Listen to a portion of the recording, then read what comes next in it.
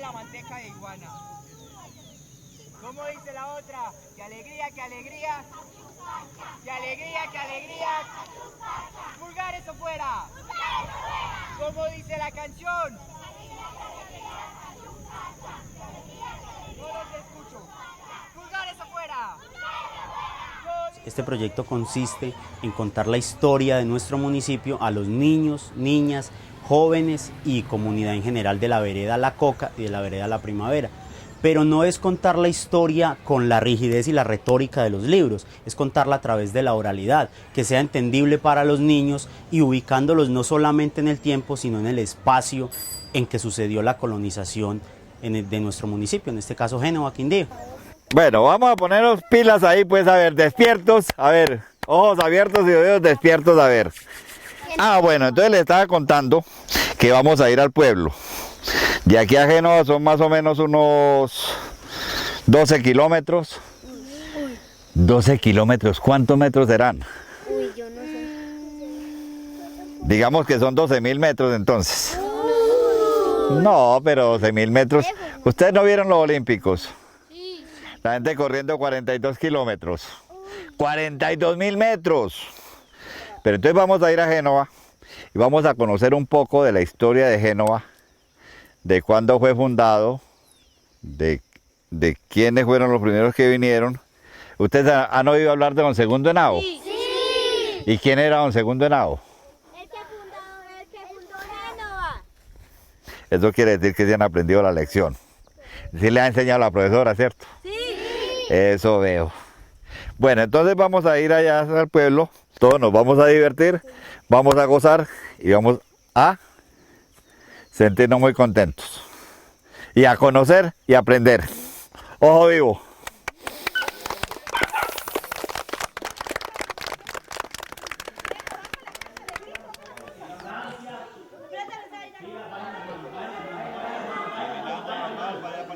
¿Están seguros que el carro es rojo? Sí. No, sí. Negro. Los dos son rojos. Los dos son rojos. Porque están verdes. La comunidad de la vereda La Coca es una comunidad en condición de desplazamiento. Hay indígenas, hay una niña descendiente de afro. Los indígenas son de la comunidad cenúes y yaconas, pero todos son comunidad desplazada de otros departamentos. Nosotros en la reunión de socialización nos llevamos una gran sorpresa al descubrir que nadie conocía la historia de Génova. Y más sorprendidos aún cuando nos dimos cuenta que ninguno era del municipio. Un caso que traigo a la memoria, que traigo a colación es el siguiente. Alguien nos dijo que no conocía el comando de la policía hasta hace 8 días y llevaba 8 años en el municipio. O sea, que vive 8 años y en mayo conoció el comando de policía. Les pregunté yo la semana pasada que si conocían la torrefactora, que habían pasado por ahí, pero nunca habían entrado a tomarse un cafecito. Que si conocían la iglesia, igual la respuesta, negativa. Entonces, este proyecto también trae de la mano mostrar la iconografía del municipio, los sitios culturales e históricos de nuestro municipio. ¡Nos fuimos! ¡No los escuché! ¡Nos fuimos! ¡Nos fuimos! ¡Nos fuimos! ¡Nos fuimos! ¡Nos fuimos! ¡Nos fuimos! ¡Nos fuimos! ¡Nos fuimos! ¡Nos fuimos! ¡Nos fuimos! ¡Nos fuimos! ¡Nos fuimos!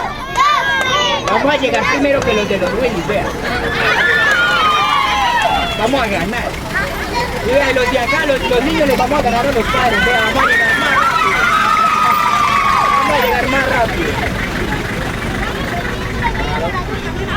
Vas a ir acá y no vamos a quitar atrás, no te ir atrás. ¡Pónganos música! Calmate, calmate, Ventarrón. Calmate.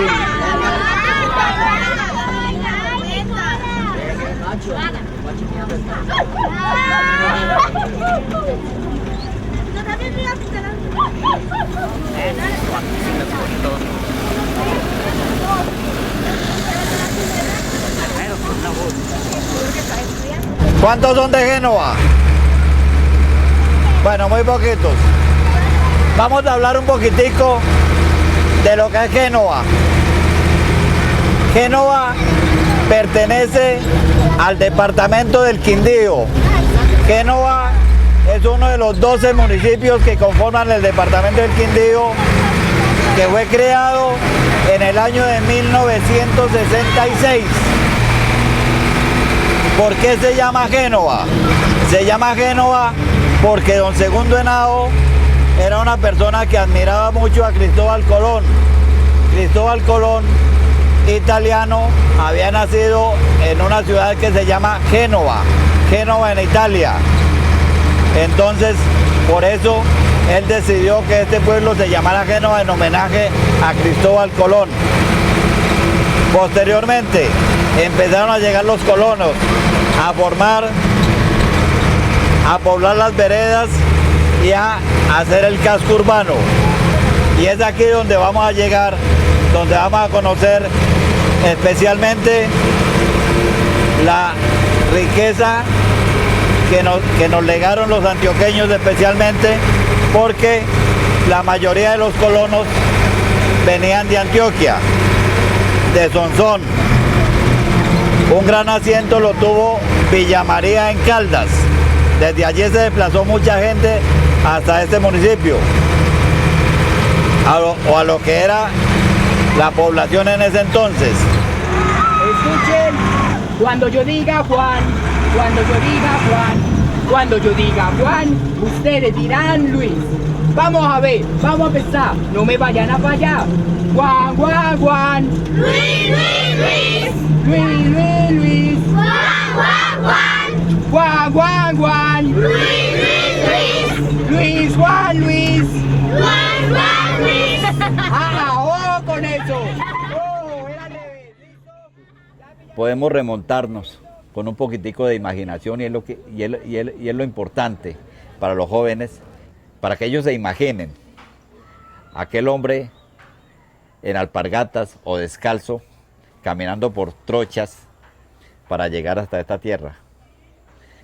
Para que ellos se imaginen cuáles eran las dificultades, donde no había energía eléctrica, donde no había acueducto, donde no habían donde no se podían suplir las necesidades básicas, para que conozcan un poquito de eso, para que sepan que no todo está dado, que no todo es tan fácil, sino que hubo gentes, pioneros, quienes se encargaron de irle dando trazos a eso, de ir formando, porque cuando hablamos, por ejemplo, de necesidades básicas, hay que decir que aquí en Génova, por ejemplo, la energía eléctrica llegó en el año de 1963, que el acueducto llegó por ahí en los años 60 también. Inicialmente, con esta guadua, se hacían las cañerías para transportar agua hasta las casas, ¿sí? Entonces, eso no lo vivieron los jóvenes, pero eso es lo que queremos, que los muchachos despierten un sentimiento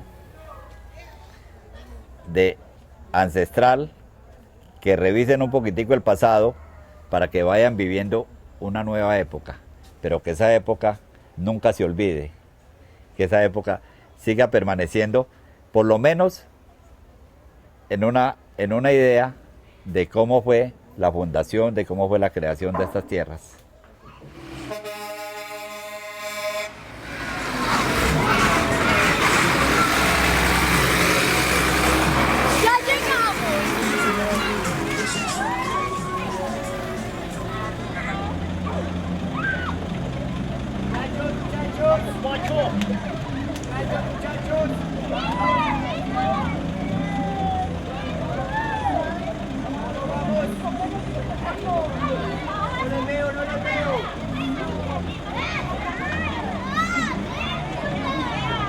Rápido, rápido.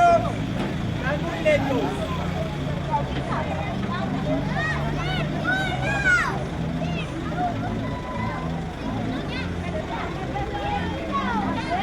Vamos a observar estas casas que vamos a ir encontrando, vamos a ir señalando algunas de ellas, porque la mayoría de ellas tienen una historia, la historia de aquellas casas que se construyeron en la época de la colonización, cuando empezaron a llegar los colonos aquí a este pueblo. Es decir, estas personas el mayor material que utilizaron en la construcción de estas casas fue el bareque, fue la guadua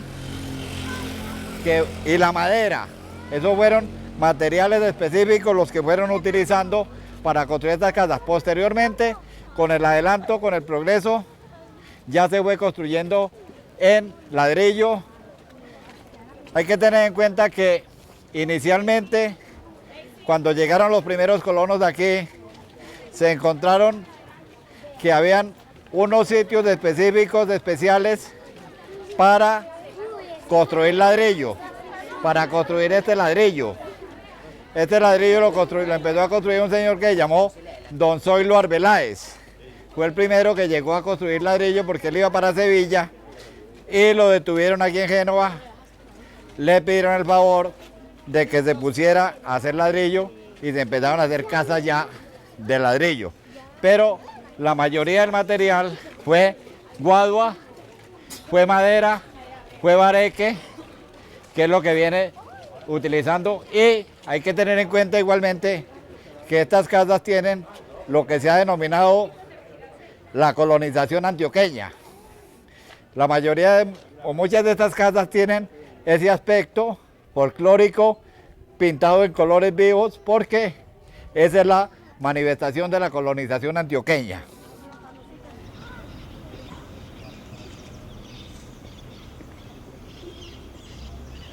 Ellos aceptan la historia del municipio porque están apropiados de este entorno. ¿Apropiados en qué sentido? Ellos están en una condición de desplazamiento, que ahora son víctimas del conflicto, y llegan a este territorio y afortunadamente lo sienten como propio, lo quieren, lo estiman y le dan valor por el hecho de ellos estar beneficiándose de estos territorios y estar recibiendo ayudas también del Estado.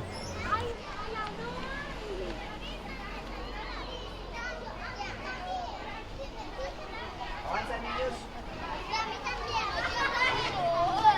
Por allá no, por allá abajo no, por encima. Hola, hola, muy buenas tardes.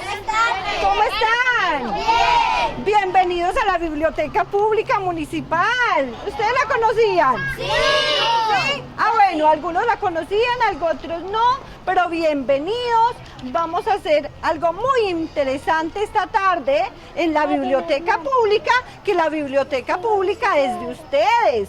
Listo, entonces, bienvenidos y bien puedan sigan. Nosotras primero, las mujeres primero. Los hombres también.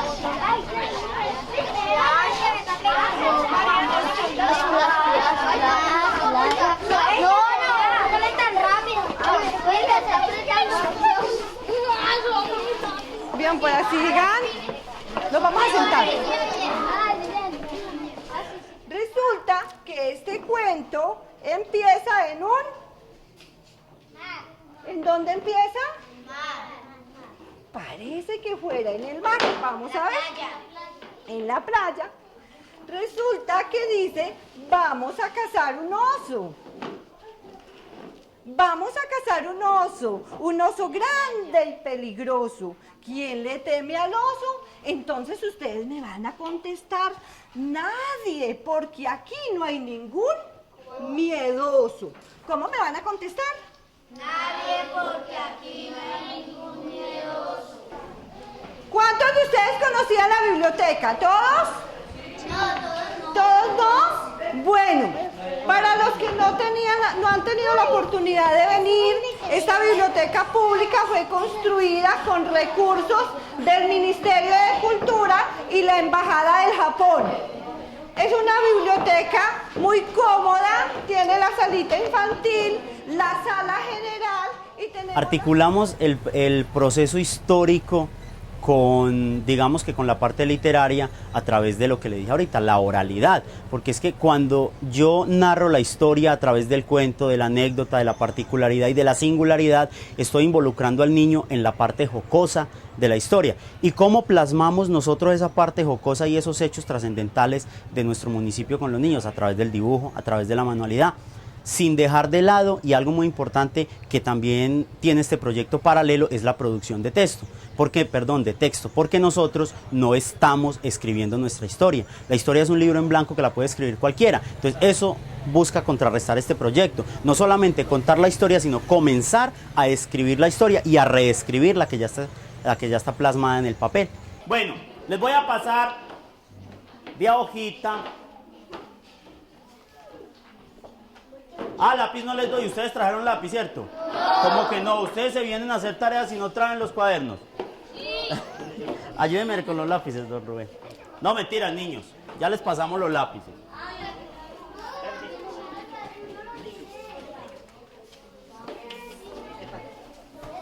Hola, ¿sabes?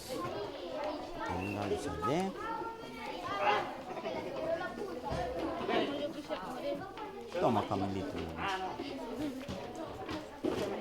Entonces, les cuento que don Segundo nació entre 1845 y 1850.